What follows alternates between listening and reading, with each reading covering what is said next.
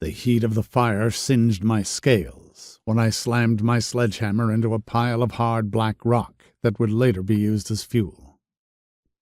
I swiped my hand across my forehead and stared at my gnarled, black-stained hands. Burns had warped much of the scales on my palms and fingers.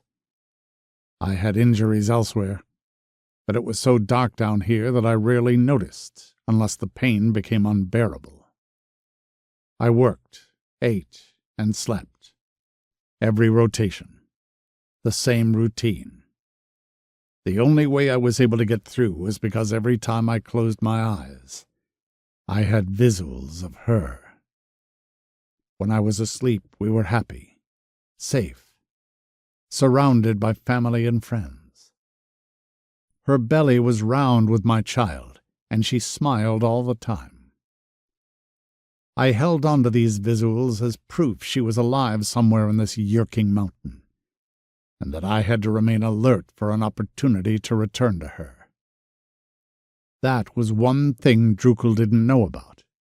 At least I was pretty sure. Rain wasn't just a mate.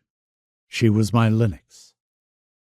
As soon as I'd released my seed inside of her, the bond had been final. And that bond was why she spoke to me in my dreams, and why I knew she was alive. And most of all, I had every hope that I appeared in her dreams as well, letting her know she wasn't alone. After we'd been separated, I'd lost my mind a bit. I'd raged alone in a cell with no food or water until I was nearly dead. They'd given me an option: work in the mines and stay alive, or starve to death.